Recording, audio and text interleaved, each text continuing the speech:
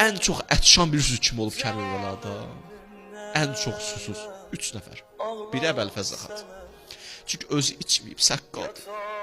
Gətirib verib balalara iç. Biri xanım Zeynəbdir, o da içməzdi deyərdi balalar şu qəyyəsiz üçün. Biri də deyirlər o qurumuş dodaqlarıydı. İmam Hüseyin ağa deyirlər o anları ki var, çox susuz idi.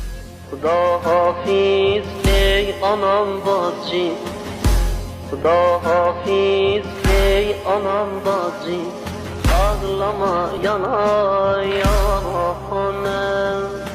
ağlama yana yana. Ən çox ətşan bir üzü kim olub Kərbəlalada? Ən çox susuz 3 nəfər. Biri Əbəlfəzli xat.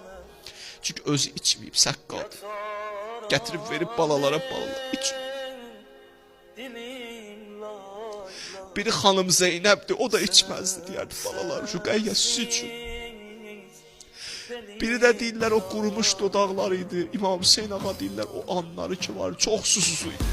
Xuda hafiz ey anam bacı, Xuda hafiz ey anam bacı, ağlama yana yana, ağlama yana